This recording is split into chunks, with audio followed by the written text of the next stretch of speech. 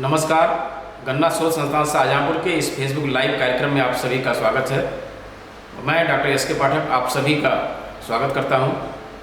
साथियों, कई जगहों पर गन्ने में चोटी बेधक कीट का प्रकोप देखा जा रहा है। इस कीट की इस समय कौन सी पीढ़ी चल रही है और उसकी कैसे हम पहचान करें, कैसे उसका नियंत्रण करें, इसके बारे में आज हम चर्चा करेंगे। और हमारे साथ हैं पादप रोग वैज्ञानिक डॉक्टर सुजीत प्रताप सिंह। आइए उनसे जानते हैं कि इस समय चोटी बेधक कीट की कौन सी पीढ़ी चल रही है और इस समय हमें किसान भाइयों को क्या करना चाहिए, नियंत्रण के लिए हम क्या करें। डॉक्टर साहब नमस्कार कृषक भाइयों। जैसा कि डॉक्टर पाठक जी ने अभी चर्चा किया चोटी बेधक की, गन्ने में लगने वाला सबसे खतरनाक कीट की अगर बात करते हैं, जो कि बेधक कीट है, ये गन्ने में लगने वाला चोटी बेधक है, जिसे अंग्रेजी में टॉप बोरर कहा जाता है। गत वर्ष में अगर किसान भाई अपने खेतों पे अपना थोड़ा सा ध्यान लगाए तो तीसरी चौथी पीढ़ी का अटैक बहुत ज़्यादा दिखाई दिया था, जबकि पाँचवीं पीढ़ी का भी अटैक ज़्यादा दिखाई दिया था। अगर किसान भाइयों को वर्तमान परिवेश में किसान भाइयों को फर्स्ट इसकी 5 पीढ़ियाँ पाई जाती हैं। 5 पीढ़ियों का अलग अलग समय है जो कि किसान भाइयों के खेत को ये नुकसान पहुँचाने का काम करते हैं।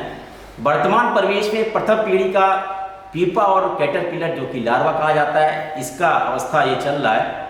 किसान भाइयों से मेरी अपील है, जहाँ जहाँ भी चोटी बेधक से संक्रमित पौधे, प्रभावित पौधे दिखाई दे रहे हैं, इसके लक्षण हम बिल्कुल बता दें किसान भाई, बिल्कुल स्पष्ट लक्षण होता है जो कि किसान भाई इसको अपने खेतों में पहचान सकता है। ऊपर की जो पत्तियां होती है उसमें छोटे छोटे छिद्र दिखाई देते हैं, या बीच की गोंद की पत्ती होती है, जो एक पत्ती होती है वो सूखने लगता है। और इस तरह से ये मृतसार पौधा यदि सिम्टम चोटी बेधक के दिखाई दे रहा है तो एक पतली खुरपी लेके, ये प्रथम पीढ़ी के पीपा होंगे, प्रथम पीढ़ी के जो कि बीत चुका है, इसके प्रथम पीढ़ी के जो एडल्ट का समय था वो बीत गया। प्रथम पीढ़ी के इस समय कैटरपिलर दिखाई दे रहे हैं, उसके लक्षण दिखाई दे रहे हैं, प्यूपा दिखाई दे रहे हैं। पतली खुरपी से उसे हम जमीन की सतह से लेके काट देंगे, जिससे कि प्रथम पीढ़ी के प्यूपा और उसके लार्वा समाप्त हो जाएंगे। तो आगे आने वाले जो हमारे सेकेंड पीढ़ी है, थर्ड पीढ़ी है चोटी बेधक की, ये समाप्त हो जाती है, कम हो जाती है। ये तो रही प्रथम पीढ़ी की, जो कि वर्तमान परिवेश में लगभग 15 अप्रैल के आसपास फर्स्ट ब्रूड के हमें अटैक दिखाई देते हैं। इसके बाद एडल्ट निकलना शुरू करते हैं सेकेंड ब्रूड के, और मई महीना आते आते सेकेंड ब्रूड के जो द्वितीय पीढ़ी कहा जाता है उसके एडल्ट दिखाई देने शुरू हो जाते हैं। इससे बचाव करने के लिए किसान भाइयों को केवल दवा पे हमें नहीं जाने की जरूरत है, हमें एक समेकित प्रबंधन के रूप में हमें काम करने की जरूरत है, जिसमें कि फेरोमोन ट्रैप का भी इस्तेमाल करें किसान भाई, लाइट ट्रैप का भी इस्तेमाल करें, CTPR जिसे क्लोरेंट्रानिलीप्रोल कहा जाता है, रसायन होता है, इसका भी इस्तेमाल करने की आवश्यकता है। तब जाके हमें चोटी बेधक जैसे खतरनाक कीटों पे हम प्रबंधन कर पाएंगे। करना क्या है, जब एडल्ट दिखाई दे, फर्स्ट ब्रूड का अटैक खत्म हो रहा है, सेकेंड ब्रूड के लिए जैसे ही अटैक एडल्ट दिखाई देंगे, उसी समय माह मई के आसपास, माह मई में आप उसमें फेरोमोन ट्रैप का इस्तेमाल करें, लाइट ट्रैप का इस्तेमाल करके इस एडल्ट को हम मार सकते हैं। यदि फेरोमोन ट्रैप की पर एकड़ उसकी मात्रा की बात करते हैं तो किसान भाई 10 से 12 फेरोमोन ट्रैप, जो कि चोटी बेधक के लिए ल्यूर होना चाहिए उसमें, ये संज्ञान में जरूर किसान भाई विश्वास करेंगे, क्योंकि जो ल्यूर लगाते हैं उसमें वो चोटी बेधक का ही ल्यूर हो, जिससे कि एडल्ट होती है वो अट्रैक्ट होकर फेरोमोन ट्रैप में मर जाती है, जिससे कि उसकी पॉपुलेशन नहीं बढ़ पाती।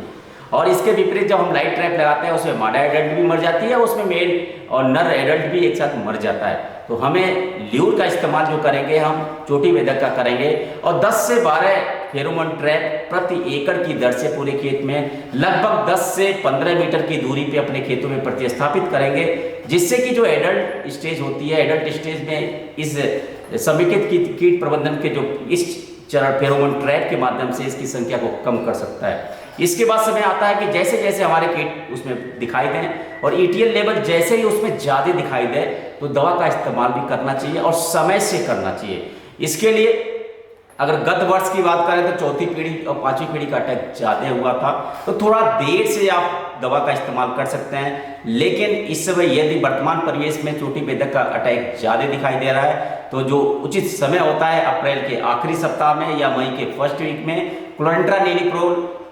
150 मिलीलीटर दवा ले लेंगे और 400 लीटर पानी के साथ मिलाने के बाद उसको ड्रेंचिंग करेंगे, जड़ों के पास ड्रेंचिंग कर दें, उसके बाद सिंचाई कर देना चाहिए। और इसी सही तरीके से के माध्यम से हमें दवा का भी इस्तेमाल करना चाहिए। यदि दवा इस समय कीट का अटैक थोड़ा कम है तो इसे थोड़ा रुक के जून में भी इस्तेमाल कर सकते हैं, जिससे कि तीसरी पीढ़ी और चौथी पीढ़ी दोनों पीढ़ियों पे हम नियंत्रण पा सकते हैं। मात्रा यही होगी, लेकिन इसका जो इस्तेमाल करने का समय है थोड़ा सा आगे बढ़ जाएगा, और इस समय हम इस्तेमाल करेंगे तो द्वितीय पीढ़ी और तीसरी पीढ़ी के चोटी बेधक को नियंत्रण करने का काम करेंगे। लेकिन इस समय आकलन करने के बाद यदि चोटी बेधक का प्रकोप कम है तो इस दवा को जून में हम शिफ्ट करके तीसरी पीढ़ी और चौथी पीढ़ी के कीट को हम नुकसान पहुंचा सकते हैं, उस पर नियंत्रण पा सकते हैं। तो इस तरह से हमें समेकित कीट प्रबंधन के माध्यम से इस्तेमाल करना है, और आगे अगर बरसात का समय आएगा उस समय चोटी बेधक चौथी पीढ़ी से बचने के लिए हम ट्राइकोकार्ड का भी इस्तेमाल कर सकते हैं। तो हमें समेकित कीट प्रबंधन के जितनी भी तकनीकियाँ हैं, ये सारी तकनीकियों पे समय समयानुसार हमें काम करने की जरूरत है, जिससे कि यदि किसान भाई अपना लेगा स्टेप बाय स्टेप तो निश्चित रूप से चोटी बेधक जैसे खतरनाक कीट से नियंत्रण पा सकता है। तो देखिए डॉक्टर साहब ने बताया कि किस तरीके से कौन सी पीढ़ी इस समय चोटी बेधक की चल रही है, किस तरीके से हमारे गन्ने की फसल को नुकसान पहुंचा रही है और कैसे हम नियंत्रण करें।